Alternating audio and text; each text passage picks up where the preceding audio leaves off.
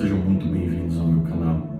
A palavra de hoje é Mateus 13:14. E Jesus, ouvindo isso, retirou-se dali num barco para um lugar deserto, apartado, e sabendo-o o povo, seguiu de pé, desde as cidades. E Jesus, saindo, viu uma grande multidão, e possuído de íntima compaixão para com ela, curou todos os seus enfermos. Deixa eu situar você. Essa passagem ela se dá logo após a morte de João Batista. Então, quando na palavra diz, e Jesus ouvindo isso, retirou-se, na verdade ele acabou de saber que o seu primo, que o homem que ele conheceu ainda no ventre da mãe, quando Maria foi visitar Isabel, que Isabel estava com 6 meses de gestação, e a criança que era João Batista que estava dentro dela exultou de alegria só em sentir a presença de Jesus. João Batista que veio para abrir o caminho de Jesus, que foi o Elias do tempo de Jesus. João Batista, a voz que clamava no deserto, o homem que teve a honra de batizar Jesus Cristo, primo de Jesus, seu amigo, o homem que ele amava. Então, ouvindo isso, ouvindo que João Batista morreu, retirou-se dali. Veja bem, Jesus ele é perfeito em tudo ele tem um equilíbrio. Parte do seu equilíbrio também é na inteligência emocional. Então, Jesus ele quer ter o luto pelo primo dele, mas ele faz isso no secreto. Ele não faz isso na frente de ninguém. Ele não se ajoelhou no chão quando chegou a notícia e começou a chorar e a se lamentar pela morte do primo, pela morte do ente querido. Não.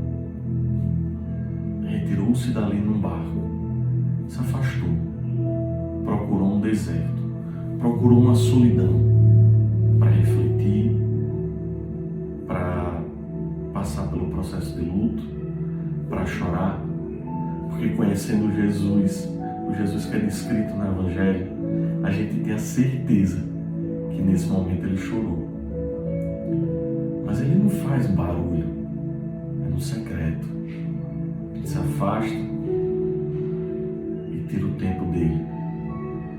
Quantas vezes a gente vai aconselhar alguém que está para baixo, alguém que está numa situação difícil, e a gente diz, olha, segue em frente, não para não deixa que isso pare você.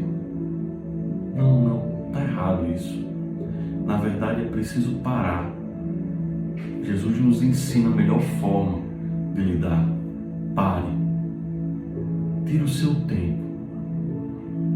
Tire o seu luto. Chore pelo seu morto. Chore pela situação perdida. Chore pela derrota. Tire um tempo para se recuperar. Sabe por que o mundo está cheio de gente nervosa? Sabe por que o mundo está cheio de gente agressiva? Sabe por que no trânsito está se matando tanto? Por brigas bobas de trânsito? Porque as pessoas não estão respeitando o tempo de processar os seus sentimentos. As pessoas elas estão se doutrinando a serem duras, a serem, não, eu suporto tudo, eu sou durão, eu sou forte. Isso não é ser forte. Só varrer a sujeira para baixo do tapete. É preciso tratar o sentimento.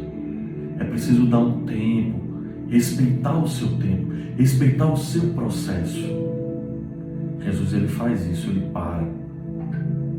Ele para. Se afasta. Ou seja, ele respeita o processo e ele entende que o processo tem que ser no deserto.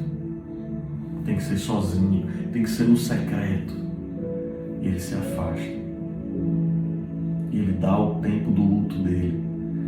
Assim você, eu, nós somos humanos. Jesus ele é humano. Jesus ele diz, eu venci o mundo, porque ele venceu na forma humana. nas situações humanas, nas fraquezas humanas.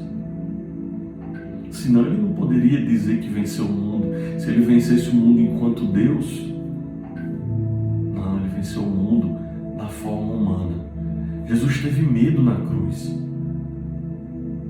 Ele grita: Pai, por que me abandonaste? Jesus, ele foi humano em seus sentimentos. E mesmo assim ele nos ensina como lidar com tudo.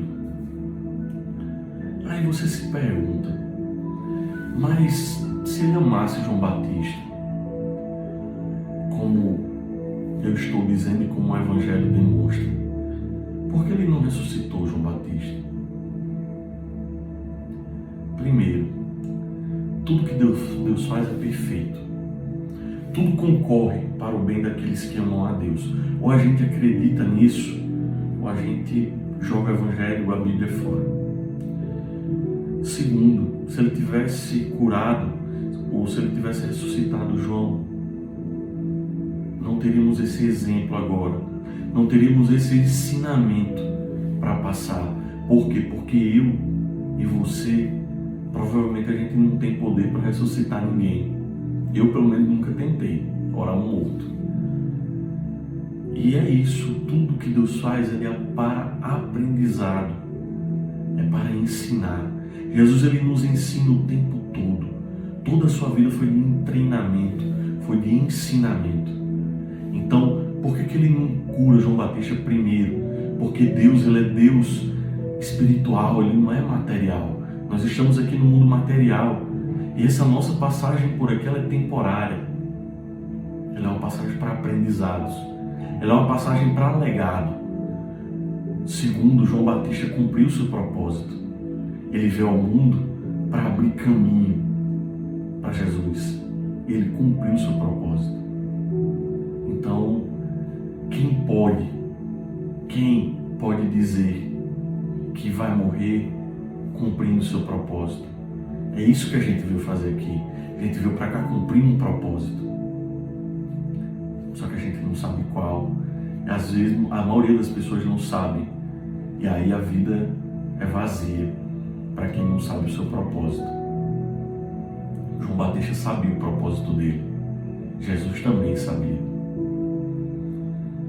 E Jesus fica triste. Ele se retira para um lugar deserto, apartado, como diz a Bíblia. Ele vai chorar no secreto. Ele vai sofrer a perda no secreto. Ele vai processar o que aconteceu e se curar no secreto. Sabe por que você não consegue levar uma palavra de ânimo para ninguém? Sabe por que você não consegue curar ninguém? Sabe por que você não consegue levar uma palavra de apoio e de suporte? Porque você não se cura antes. Você não está respeitando os processos. Um leproso não pode curar outro leproso. Porque no momento em que cura, ele também contamina. Entenda isso.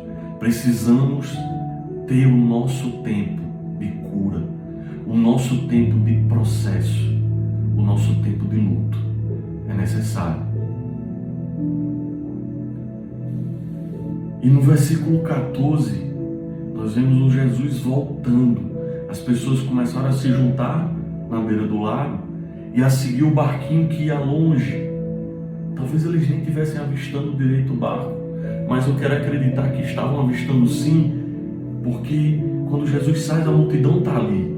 Então eles iam acompanhando o barco pela margem. E veja só a transformação, o que é respeitar o tempo do processo. Jesus, quando ele volta, quando ele para a margem, o versículo 14 diz: e Jesus saindo, viu uma grande multidão, saindo do barco, se deparou com uma multidão que seguia ele. Esse texto ele precede o milagre da multiplicação. Possuído de íntima compaixão, então veja bem, alguém que entrou num barco para sofrer uma perda, alguém que entrou num barco para se retirar, para chorar a dor do seu morto, volta tão curado, volta tão bem, tão cheio de si, tão convicto da sua missão e que a sua missão tinha que continuar, respeitou o processo, continua a missão, respeitou o processo, continua o seu caminho.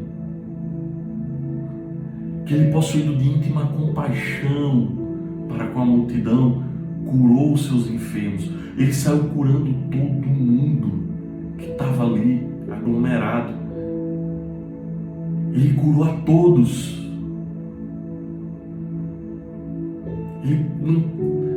Quem tem amargura por uma dor, por uma perda, não consegue repartir nada com ninguém. A gente só dá o que tem. A gente só dá o que tem. Então Jesus, ele cura todos. E aí chega um discípulo, não lembro qual foi, e diz: o Senhor tem que despedir a multidão, está ficando de noite e não tem alimento. E aí vem outra chave de experienciar milagres. Jesus, ele cura, mas depois ele te alimenta. Jesus, ele cura a multidão, depois ele alimenta a multidão antes de dispersá-los, porque é preciso alimentar. Se você só cura, fica um vazio, fica um vácuo. É preciso dar alimento. É preciso alimentar aquela pessoa para que ela não adoeça novamente. E é desse Jesus, é a partir desse ensinamento,